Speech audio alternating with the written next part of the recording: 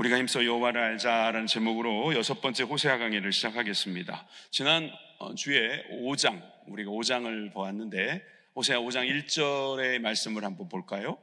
우리가 제목에도 우리가 이 세 가지가 들어갔죠. 제사장들아 이를 들으라, 그렇죠. 쉐마, 들으라. 이스라엘 족속들아 깨달으라.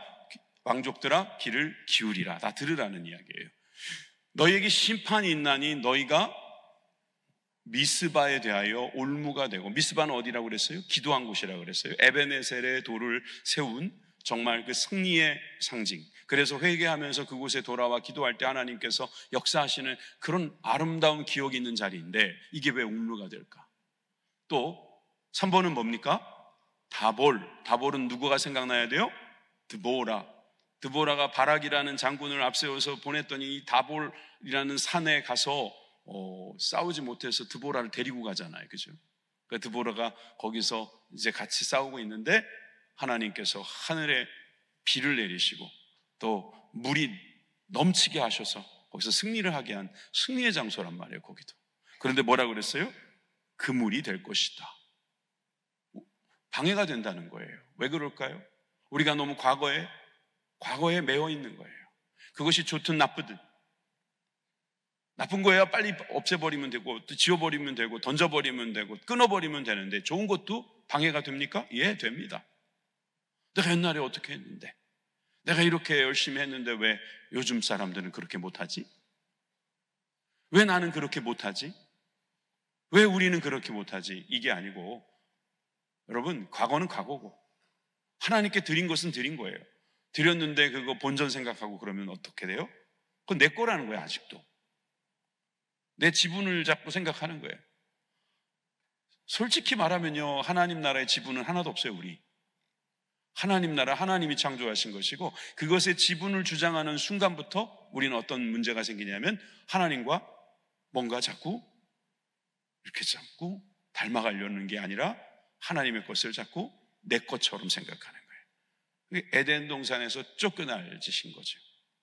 하나님의 나라가 에덴이죠. 하나님의 나라는 기쁨의 동산일 것입니다. 그런데 거기에 내가 갈 수 있다라는 믿음이 있다는 것은 그 나라는 하나님의 나라입니다 라고 고백하는 것이죠. 자, 오늘 좀 더 멀리 갔는데, 여러분, 미스바, 다볼 기억하자. 또 뭐가 있었죠? 또 어떤 지명이 있었어요?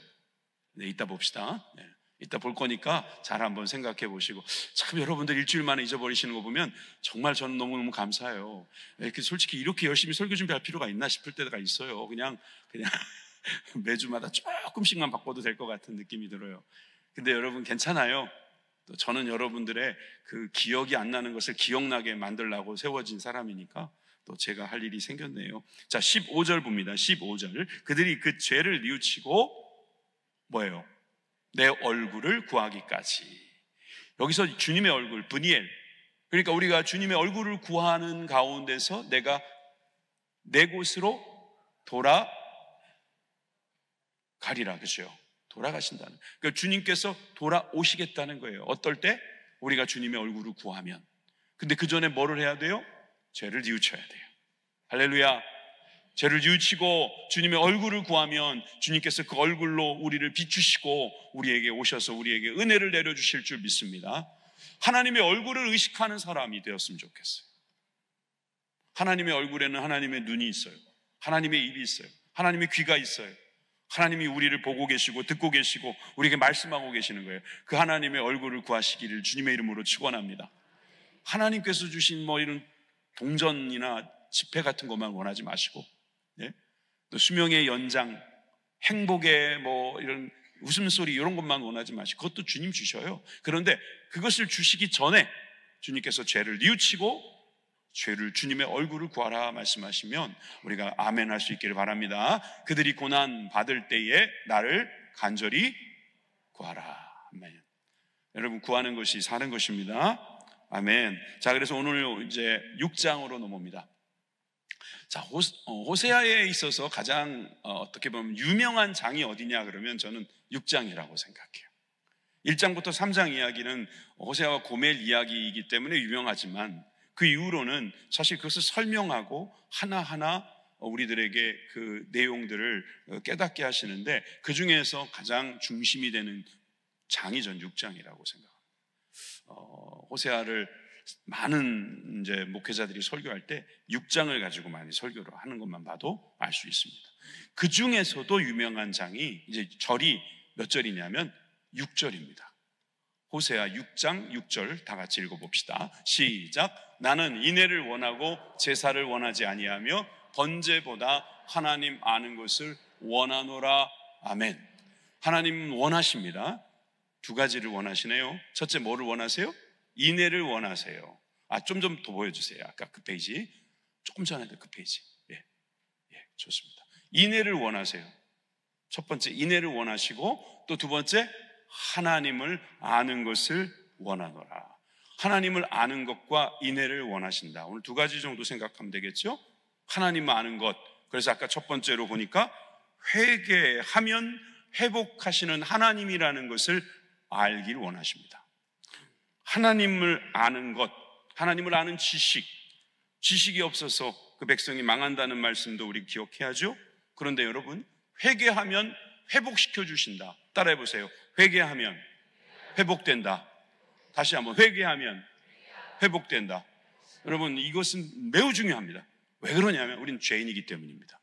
우리는 말 안 하지 않아도 죄를 질 거기 때문이고, 또 이렇게 강조해도 또 죄를 지어요. 그래서 우리는 죄를 벗어나기가 참 어려운 인생을 살아가는지도 몰라요. 내가 너무 의로워요. 그런데 무슨 죄를 지을까요? 너무 의로워서 죄를 지어요. 그게 우리 인간이에요. 너무 의로워서. 그래서 남들이 의롭지가 않은 거예요. 왜 그렇게 안 하냐고 정죄할 수 있는 게 바로 우리 인간이란 말이죠. 참 이게 여러분들한테 와닿지 않는 말처럼 들리는 것 같아요. 왜? 나는 의로움과 담을 쌓았다? 그런 건 아니잖아요. 여러분, 그리스도인들은 대부분 의롭게 살아요. 그렇기 때문에 우리가 조심해야 될 것은 내가 뭘 잘했다라고 생각하는 거예요. 그렇기 때문에 우리는 회개라는 것을 늘 염두하고 살아야 돼요. 그게 우리 신상에 좋아요. 회개가 없는 신앙생활은 여러분 생각지도 마십시오. 회개거리를 찾아내는 능력이 여러분들의 영성입니다. 난 회개할 게 없는데, 그거는 내가 무슨 죄를 짓지 않았다고 생각하는 거거든요. 이런 이야기가 있더라고요. 어느 노인이 두 여인을 만나게 됐는데, 한 여인이 자기는 큰 죄를 지은 사람이라고 막 하염없이 눈물을 흘리는 거예요. 또 한 여인은 뭐라 그럴까요? 나는 뭐 큰 죄는 짓진 않았는데 그래도 죄는 지었습니다. 그렇게 뭐 자지구레한 죄를 좀 지었다고 그러는 거예요. 어디서 들어본 이야기 같죠? 그래서 이 노인이 뭐라 그랬어요? 처음 들어보신 이야기네? 잘 됐다. 그럼 이제 신나게 이야기해야지. 자, 큰 죄를 지었다고 하는 사람은 그 노인이 큰 돌을 주오라는 거예요. 알겠다, 그렇죠? 또 작은 죄를 지었다는 사람은 작은 돌을 주오라는 거예요. 그래서 잘 주워왔어요. 그 다음에 노인이 어떻게 했을까요? 다시 원래 자리로 갖다 놔라 그랬어요. 그러면 큰 돌을 가지고 온 사람, 난 큰 죄를 지었습니다. 물론 큰 죄를 지은 사람이 작은 죄는 안 졌겠습니까? 솔직히. 그런데 그 마음속에 이 큰 죄라고 하는 어마어마한 부담감과 이 죄책감과 그로 인하여 정말 삶을 영위할 수 없는 그런 문제를 갖고 있었기 때문에 이 돌의 무게만큼이나 무거웠던 터라 이 돌이 어디서부터 왔는지는 알고 있습니다. 그래서 그 여인은 바로 그 돌을 그 자리에 갖다 놓을 수 있었습니다. 그런데 작은 죄를 지었다고 하는 여인은 엄청난 수의 작은 돌을 주워왔습니다. 이걸 원래의 자리로 갖다 놓을 수 있었을까요? 불가능한 거예요. 그래서 이 노인이 이렇게 말했다고 하죠. 바로 그거다. 우리는 큰 죄를 지었다고 해서 그것이 큰 문제라고만 생각하지 작은 죄에 대해서는 너무 등한시하는데, 큰 죄든 작은 죄든 다 우리들에게 문제가 될 수 있으니 조심해라 라고 교훈을 줬다는 거죠.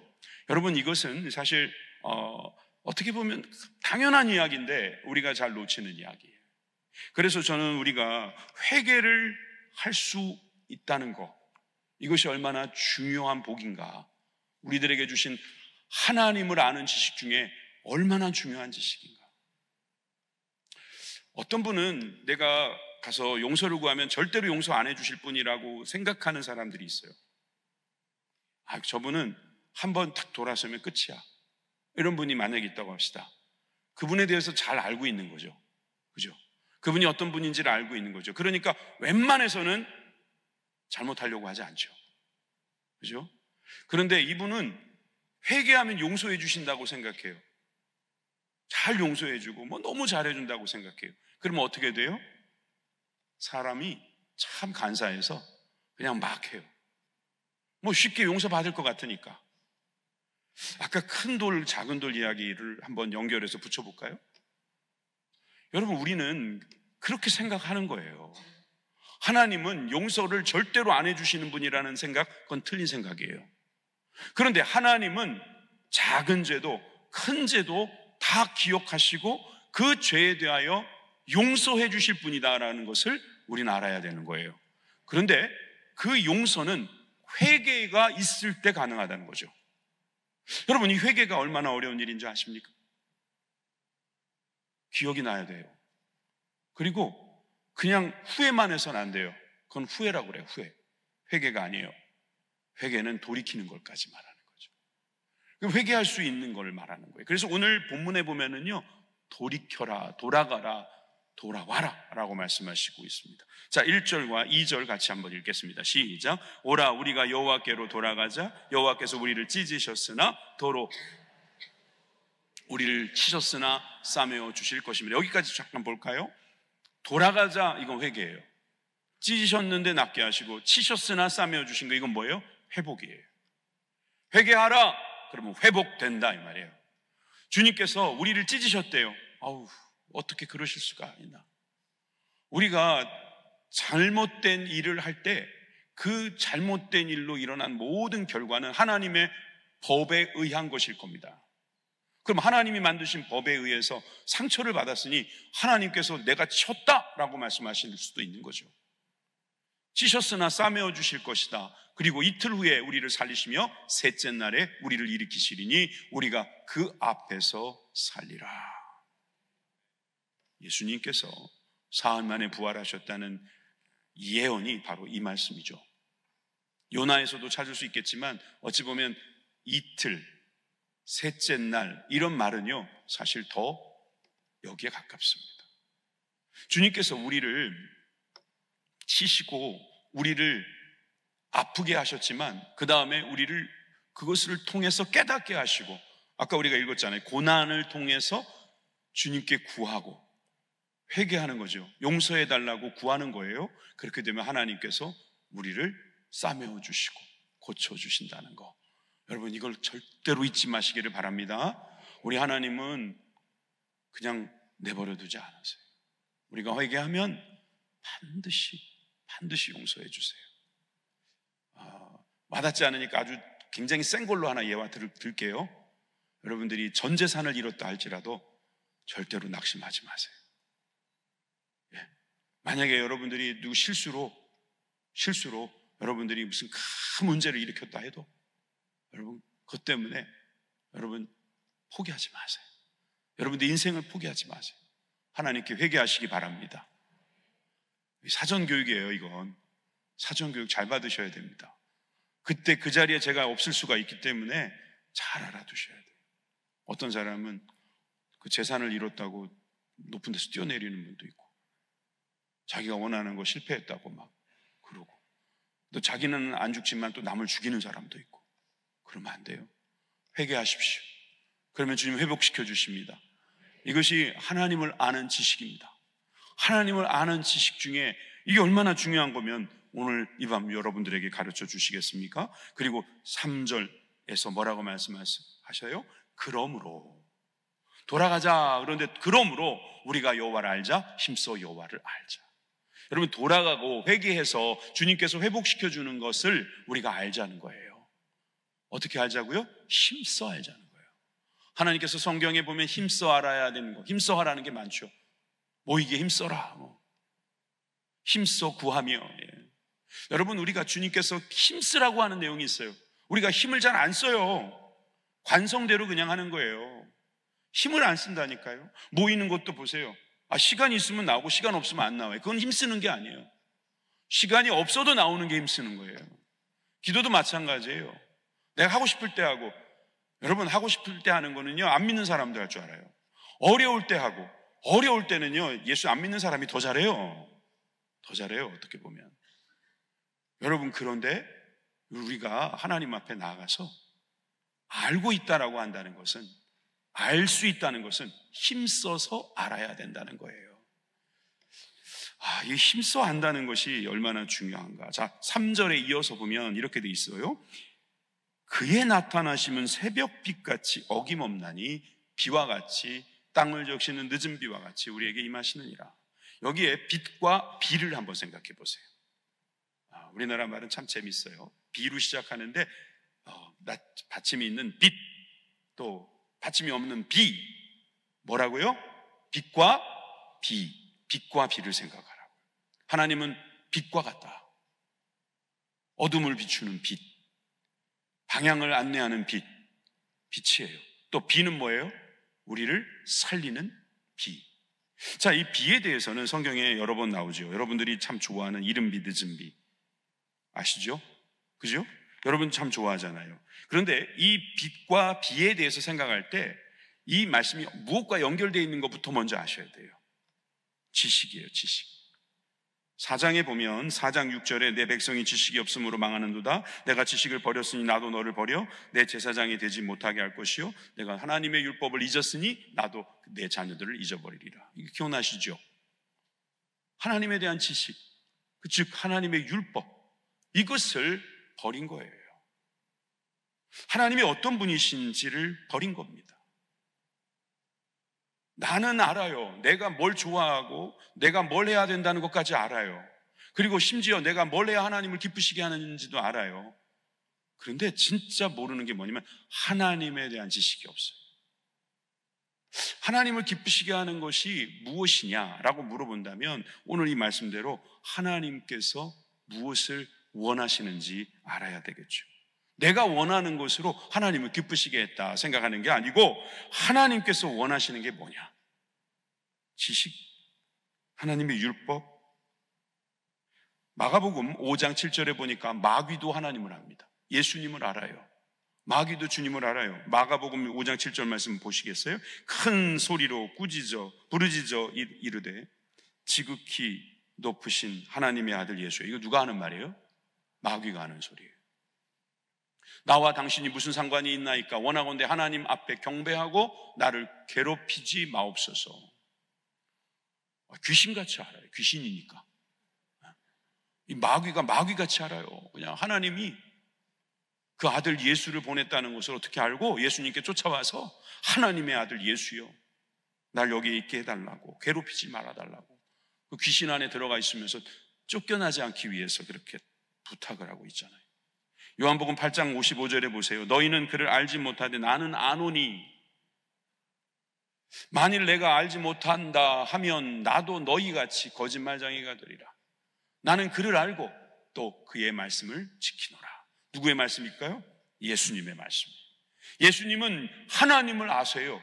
그래서 그 하나님을 알고 있기 때문에 그 말씀을 지키고 있다, 이렇게 말씀하시잖아요. 바로 우리가 그런 삶을 살아야 된다는 거예요. 많은 사람들은 기도와 말씀 중에 무엇이 중요하냐 물어보면 기도가 중요하다 그래요. 근데 기도가 중요하죠. 근데 중요하지만 더 중요한 게 뭐냐 물어본다면 말씀이에요. 자, 왜 그러냐 하면 요한일서 5장 14절의 말씀만 봐도 알 수 있어요. 그를 향하여 우리가 가진 바 담대한 것이 이것이니 그의 뜻대로 무엇을 구하면 들으심이라. 그의 뜻, 주님을 알지 못하는데 무엇을 구한다면 결국 내 거 구하는 거거든요. 하나님 보고 내 거 해달라고 부탁, 좋게 말해 부탁이지 나쁘게 말해서 막 시키는 거 아니에요. 주님의 뜻을 알고 주님의 뜻을 구하는 거죠. 주님의 뜻과 내 뜻이 다르다면 주님의 뜻이 이루어지게 하옵소서, 그렇게 예수님이 우리에게 가르쳐 주셨어요. 사실 우리가 이건 어려워요. 그래서 주님의 뜻을 알아야 돼요. 주님의 뜻을 알면 주님의 뜻이 얼마나 귀한 것이 많은지를 알 수 있어요. 주님 말씀을 많이 알면 주님께서 나에게 원하시는 것이 얼마나 귀한 것인지 알 수 있어요. 걱정하지 마세요. 다른 사람들이 자기를 위해서 원하는 것처럼 하나님은 하나님 자신을 위해서 원하는 것만 있지 않다는 것을 알고 보면 하나님은 매우 이타적이시고 매우 우리들에게 의존적이세요. 우리들에게 자꾸 하라고 일도 주시고 그 결과물을 놓고 주님은 칭찬도 하시고 위로도 해주시고 상도 주시는 분이십니다.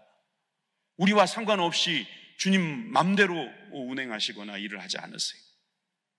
이 땅을 창조하신 이상 이 땅 가운데서 주님은 함께 우리와 일하기를 원하시는 거죠. 로마서 10장 1절에서 2절 말씀을 보세요. 형제들아, 내 마음에 원하는 바와 하나님께 구하는 바는 이스라엘을 위함이니 곧 그들로 구원을 받게 함이라. 여러분, 로마서 10장에 나오는 말씀이에요. 로마서에 무슨 말씀이 나오는지 여러분 혹시 기억하세요? 은혜에 대한 말씀이거든요. 그런데 우리가 원하는 바, 하나님께 구하는 바가 무엇이라고요? 이스라엘을 위함인데 그 이스라엘의 구원을 위함이다 라고 말하고 있어요. 그래서 내가 증언하노니, 지금 바울이 로마 교회에 보내는 편지에서 내가 증언하노니 라고 말했으니 바울이 지금 우리들에게 또 독자들에게 증언합니다. 그들이 하나님께 열심히 있으나 올바른 지식에 따른 것이 아니니라. 누구를 이야기하는 걸까요? 유대인들이겠죠. 바리새인이겠죠. 하나님 많이 알아요. 하나님에 대한 것을 많이 알아요. 그런데 하나님께 열심까지도 있는데 올바른 지식을 따른 것이 아니다. 은혜를 모른다는 거예요. 내가 열심히 살면 하나님 기뻐하시고, 내가 실패하면 하나님 싫어하시고, 내가 실패해서 하나님 앞에 나아가서 정말 내가 하나님 앞에 구하는 것도 하나님 귀찮아하실 거라고 생각하는, 내가 잘못되면 하나님께서 에휴 그게 뭐냐라고 나무랄 것 같은 그런 생각하는 분이 여기 안 계시겠지만 세상은 그렇잖아요. 그런데 하나님 뭐라고 하시냐면 하나님께 열심히 있으나 올바른 지식을 따르지 않았다면 그것은 구원을 얻을 수 있는 길이 아니다라는 거예요. 오직 은혜로 구원받는다는 사실을 믿으시기 바랍니다. 하나님의 은혜가 없으면 우리의 행위나 우리의 노력이나 우리의 공로나 우리의 그 어떠함 때문에 구원받는 것이 아닙니다. 그래서 우리는 이제 하나님의 뜻을 위해서 마음에 새길 그런 마음이 필요해요. 그래서 신명기 6장 쉐마의 말씀에 보니까 오늘 내가 내게 명하는 이 말씀을 내 마음에 새기고 내 자녀들에게 부지런히 가르치라는 거예요. 두 번째는요, 자녀에게 가르치라는 거예요. 먼저는 내 마음이고요, 두 번째는 자녀들에게 가르쳐요. 이거는요, 자녀가 있든 없든 또 자녀를 키우는 단계이든 아니든 우리가 염두에 두어야 해요. 가치 있는 사람, 좀 연약한 사람, 그러니까 교회를 고르는 문제나 교회를 선택하는 문제, 교회를 다니는 문제도요, 부모님이 좀 신경 좀 쓰라는 거예요. 신경 좀 쓰는 게 아니라 많이 쓰라는 거예요. 나 다음으로 교회 다니고 있는가 안 다니고 있는가 좀 신경 좀 쓰라는 겁니다. 예수님 잘 믿고 있나 안 믿고 있나 내 자녀에게 부지런히 가르치라는 거예요. 그 하나님을 아는 지식이라면 이건 당연히 이 말씀대로 살아야겠죠. 집에 앉았을 때이든지 길에 갈 때이든지 누워있을 때이든지 일어날 때이든지 이 말씀을 강론할 것입니다. 이 말씀을 듣고 또 전하고 이 말씀대로 살려고 또 노력하는 것. 그래서 8절에 너는 네 것을 내 손목에 메어 기호를 삼으며 내 미간에 붙여 표로 삼고 또 내 집 문설주와 바깥문에 기록할지니라. 보이는 곳에 내 삶의 전 영역에 하나님의 말씀이 빛나게 하라는 거예요. 하나님의 말씀대로 살 수 있도록 만들어 놓으라는 것이요. 아멘이십니까? 사실 오늘 여러분들이 이 말씀을 들으러 오신 거예요. 하나님께서 원하시는 것은 하나님이 무엇을 원하시는지 아는 것을 원하십니다. 하나님께서 무엇을 아시는 걸 원하실까요? 하나님께서 여러분들을 용서해 주시기를 원하십니다. 여러분들을 회복시키기를 원하십니다. 여러분들을 구원하시기를 원하십니다. 여러분들이 어떤 열심으로 무엇을 이루어서 하나님 영광 받아주십시오. 이거보다 하나님께 하나님 내가 잘못했습니다. 나의 부족함을 용서하여 주옵소서. 그 겸손함을, 그 상처 입은 마음을 주님이 원하신다. 믿음이 있는 자는, 귀 있는 자는 들을지어다. 여러분이 말씀대로 사시기를 주님의 이름으로 축원합니다. 신명기 11장 14절에 아까 그 나왔던 이른비, 늦은비에 대한 이야기가 나와요. 사실 여호와께서 너희의 땅에 이른 비, 아까는 늦은 비에 대해서 나왔죠. 늦은 비, 그러니까 이른 비와 늦은 비를 적당한 때에 내리시리니 너희가 곡식과 포도주와 기름을 얻을 것이다. 하나님께서는 비를 내리십니다. 아멘이십니까? 여러분, 비는 구름의 어떤 다른 모습이 아니에요. 비는 하나님께서 우리를 살리시기 위해서 만들어 놓으신 놀라운 은혜의 산물이더라고요. 아멘 안 하셔도 어차피 비는 내릴 거니까 그래서 좀 중요한 거 아니에요. 이런 건 아멘 안 하셔도 돼요. 자, 그런데 이제 영적인 것은 아멘 좀 해보세요. 자, 이른 비와 늦은 비에 대한 이야기를 설명하기 위해서는 제가 늘 쓰는 이스라엘 달력을 또 한번 보여드리겠습니다. 태양력만 일단 먼저 보시죠. 태양력은 지금 우리가 쓰고 있는 그 달력이에요. 이스라엘은 우리나라와 달리 건기가 5월부터 시작됩니다. 우린 지금이 건기가 아니죠. 장막이죠, 장막이. 그죠? 우기죠, 우기. 그런데 이스라엘은 지금부터 건기예요. 그냥 태양빛이 쨍쨍 내리셔가지고 비가 그냥 거의 안 내려요. 언제까지? 9월까지. 그러면 농사가 되겠습니까? 안 되겠습니까? 안 되겠죠. 그러니까 그때는 농사를 제대로 못 짓고 이제 농사를 지어야 될 때는 빨리 와야 되니까. 그죠? 그때가 언제냐면 바로 10월쯤 되는 거예요. 그때 이른 비가 내립니다. 할렐루야. 남의 나라 이야기라고 그렇게 무관심하시면 되겠어요? 근데 이 이른 비는 우리에게 복을 주시려고 내리는 비예요. 그런데 이 이른 비가 계속 내립니다. 그래서 우기가 시작된 거예요. 10월부터 계속 비가 내려요. 적절하게 내리는 거예요. 적당하게 내린다는 거예요. 언제까지? 다음 건기까지. 한 번 더 눌러봐요. 이렇게. 너무 두 번 한꺼번에 다시 뒤로 빠꾸. 빠꾸 해주세요. 이른 비 한 번만 딱 눌러보세요. 이렇게. 아이고, 잘하셨어요. 계속 내린다는 이야기예요. 1월에도 2월에도 3월에도 4월에도 이렇게 비가 쫙 내려가지고 그냥 초목이 무성해서 농사를 지을 수가 있다는 거예요. 그래서 이른 비와 늦은 비라는 말이 나온 거예요. 그런데 이른 비는 뭘 하기 위해서? 파종하기 위해서. 늦은 비는 뭐 하기 위해서?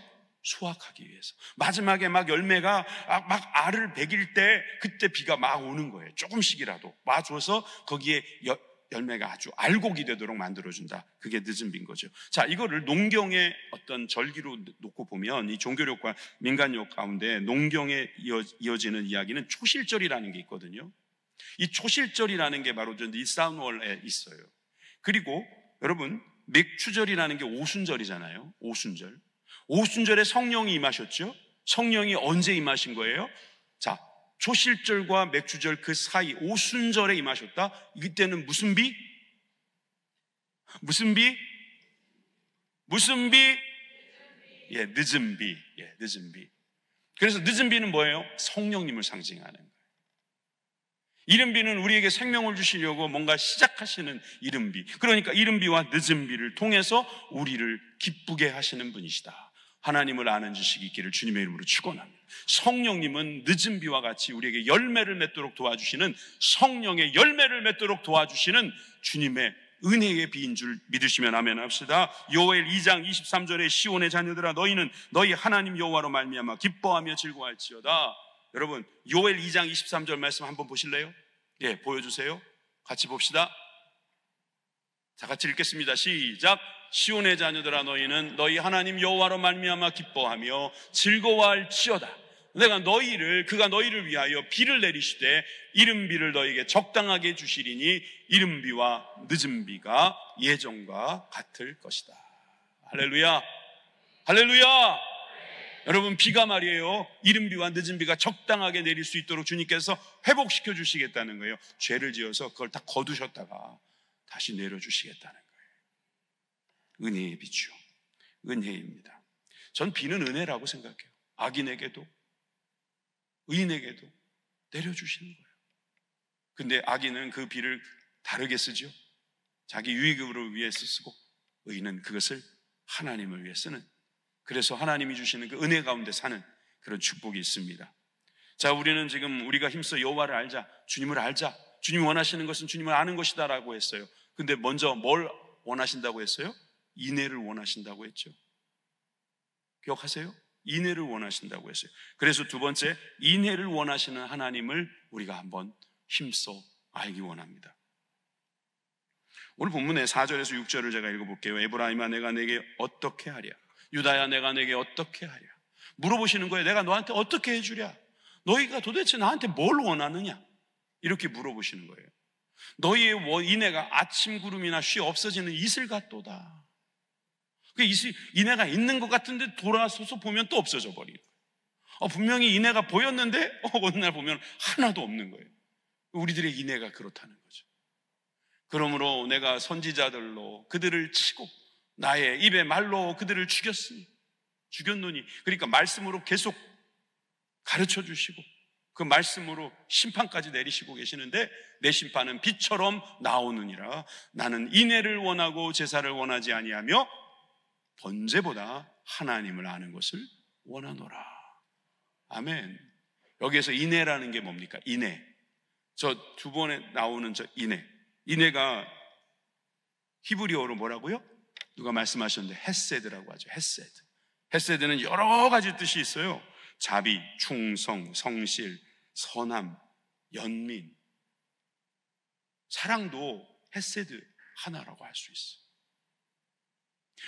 여러분, 하나님은 우리들에게 저걸 원하신대요. 헤세드는 겉모습일까요? 속모습일까요? 네, 설교를 빨리 하려고 갑자기 확 넘어갔더니 여러분 당황하시네요. 여러분, 헤세드라는 거는요, 속 사람을 이야기하는 거예요. 겉모습이 선하다고 선한 게 아닌 거예요. 겉모습이 충성이라고 충성이 아닌 거죠. 그 속 사람이. 하나님께서 우리의 속 사람이 어떠함을 알고 계신다는 거예요. 그걸 보시겠다는 거예요. 근데 그 속 사람의 모습이 선함과 충성과 성실과 자비로 가득하기를 원하신다. 여러분, 이것은 하나님의 원하심입니다. 하나님은 이것을 원하시기 때문에 창세기 4장 4절에서 5절에 보면 아벨과 그의 제물은 받으시고 가인과 그의 제물은 받지 않으셨습니다. 왜? 가인은 양을 드리지 않아서? 아니요, 그렇게 하라고 성경에 기록되지 않았어요. 물론 피의 제사를 설명하기 위해서 아벨이 드린 그 양의 모습이 상징적으로 나왔으나 그것은 우리가 약간 헛갈리는 것뿐이지, 아벨의 제사를 받으신 것은 하나님께서 그의 아벨의 속마음을 보셨기 때문이고 가인의 속마음을 주님께서 보시고 안 받으신 겁니다. 여러분, 우리의 속 모습을 주님은 보고 계시는 거예요. 그래서 주님은 아까 하신 말씀처럼 번제를 원하지 않고 제사를 원하지 않는다. 이건 겉의 모습이에요. 천천의 수양 만만의 기름으로 번지르르 하게 하나님께 드리고 내가 이런 사람이다 저런 사람이다라고 하면서 영광을 누리면 그건 하나님께 영광 받지 않고 사람들한테 다 영광 받아버린 거예요. 하나님께서 우리의 속사람을 아신다는 것을 우리의 속마음이 어떠한지를 알아야 돼요.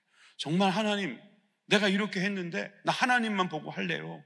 그런데도 어느 순간 내가 하나님만 안 보이고 사람들이 보이고 힘드니까 그런 거지 뭐. 알아주지 않으니까. 나만 홀로 하는 것 같으니까. 나만 나이다 이렇게 되니까. 그런데 렘넌트, 남은 사람이 하나님께 은혜를 입는 거예요. 그러니 여러분, 우리가 이 땅에서 살아가는 날 동안 이 헤세드라는 이 우리의 속 마음을 주님께서 보신다는 게 얼마나 중요한 하나님을 아는 지식이겠습니까? 마태복음 12장 7절에 나는 자비를 원하고 제사를 원하지 아니하노라 하신 뜻을 너희가 알았더라면 무죄한 자를 정죄하지 아니하였으리라. 예수님께서 안식일을 범했다고 바리새인들이 욕을 하죠. 밀을 이렇게 까서 제자들에게 입에 넣어줬더니 그것 때문에 막 뭐라고 하니까 예수님께서 이 말씀을 인용하신 거예요. 좀 전에. 인자, 즉 자비, 헤세드를 원하지 겉의 모습, 그걸 원하는 게 아니에요.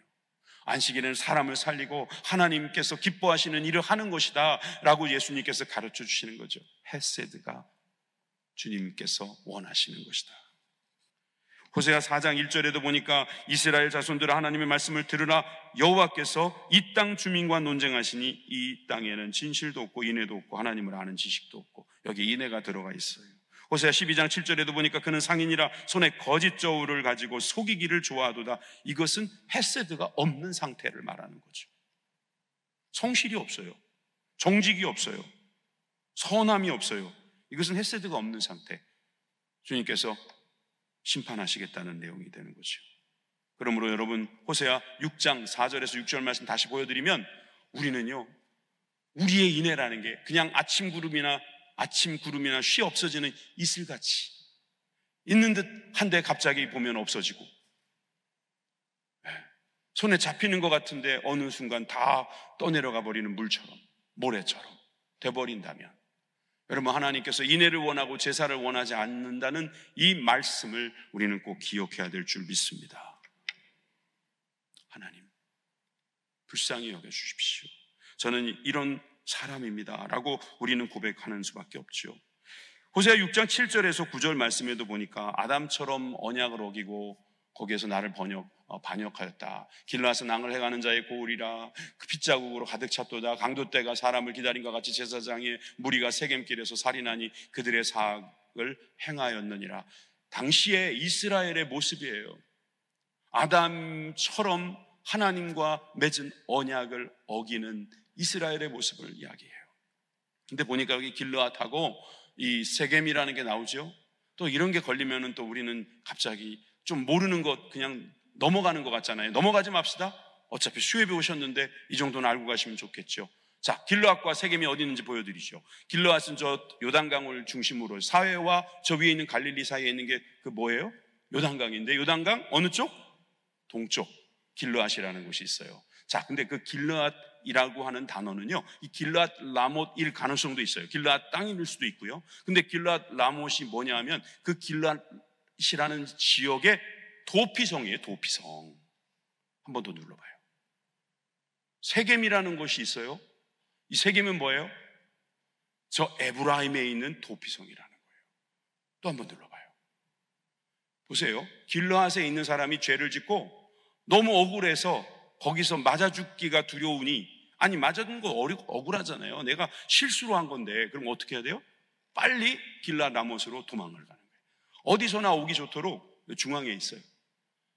에브라임도 마찬가지 도피성 세겜에 있어요. 여기뿐만 아니라 뭐 갈릴리 가데스나 바산 골란이나 뭐 헤브론이나 베셀 같은 도피성이 6군데 있잖아요. 근데 그 중에서 세겜, 길르앗 라못이라는 곳에서 사람들이 피해서 있는데 그 피해 온 사람들 죽인다는 거예요. 하나님께서 은혜를 베푸셨는데 제사장들이 그 사람들을 죽였다는 건데, 실제로 죽였겠습니까? 죽이진 않았겠지만 그들의 행동이나 그들의 말이 그 사람들을 죽이는 거예요. 참 두려운 말씀이에요. 교회 와서 은혜 받겠다고 하나님께로 피해 와 있는데 그 사람들한테 상처 주면 어떡해요? 참 목회가 어려운 것 같아요. 그죠? 우리가 그런 마음이 되어야 될 것 같아요. 여러분, 우리는 하나님의 말씀을 가지고 있다. 이 말은 우리가 하나님의 말씀의 독점자가 아니고 하나님의 말씀으로 인해서 은혜를 받고 있는, 그 은혜가 없으면 마치 숨을 쉬지 않으면 죽는 것처럼 그 은혜가 떨어지면 죽는다라고 하는 생각으로 하나님께 매달려 사는 그런 인생일 때가 가장 행복한 것입니다. 도피성에 있는 사람. 근데 그 도피성에 있는 사람을 잘못 행하는 것은, 이것은 바로 지금 이스라엘의 문제다 이 말이에요. 자, 10절에서 11절에 보니까 내가 이스라엘 집에서 가증한 일을 보았나니, 여기서 에브라임이 음행하였고 이스라엘은 더럽혀졌느니라. 에브라임, 이스라엘, 이거 다 무슨 얘기예요? 지금 북이스라엘의 문제예요. 그런데 11절에 보니까 또한 유다여 너는 좀 나으뇨? 옆 사람이 이스라엘이라면 나는 유다. 그러면 너는 좀 나냐 이 말입니다. 내가 내 백성의 사로잡힘을 돌이킬 때에 내게도 추수할 일을 정하였느니라. 이게 좋은 말 같죠? 왜냐면 추수 그러면은 열매 그러면은 뭔가 좋은 거잖아요. 근데 성경에는요, 추수할 때 간혹 가다가 심판을 상징할 때가 있어요. 마태복음 13장 30절에 보세요. 둘 다 추수 때까지 함께 자라게 두라. 가라지와 쭉정이를 이야기하는 거죠. 추수 때에 내가 추수꾼들에게 말하기를, 가라지는 먼저 거두어 불사르게 단으로 묶고 곡식은 모아 내 곡간에 넣으라. 곡식이냐 가라지냐 주님이 판단하십니다. 근데 내가 가라지가 되지 않아야 돼요. 추수날이 다가오고 있어요. 그래서 이 추수날에 주님이 기뻐하시는 곡식이 되기 위해서 우리는 다시 한번 주님의 말씀에 귀를 기울일 수밖에 없습니다. 주님은 이대를 원하십니다. 주님은 하나님을 알기를 원하십니다. 다시 말해서 하나님께 나아가는 자는 그가 계신 곳과 그가 자기를 찾는 자들에게 상 주시는 이심을 믿는 사람. 사실 이 믿는다는 거는요, 알기 전 단계일 수도 있어요. 안다는 거는요, 이미 믿음으로 반응했기 때문에 일어나는 결과일 수 있단 말이에요. 그러니까 여러분들이 지금 믿음으로 이 말씀을 듣고 있어요. 그래서 알게 됐어요. 그러니까 이 믿음은 이렇게 주님을 알게 하는 큰 힘이에요. 예.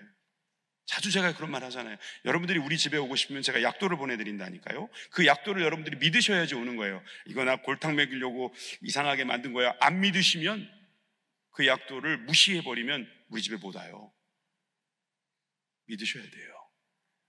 하나님의 말씀을 믿는 사람, 자기를 찾는 자들에게, 자기에게 다가오는 사람에게, 회개하면서 주님 앞에 돌아오는 자에게 주님께서는 상 주시는 이심이 있는 것을 믿어야 할지니라, 알아야 할지니라. 힘써 여호와를 알자. 새벽 빛같이, 늦은 비와 같이 우리에게 오십니다. 기도하겠습니다.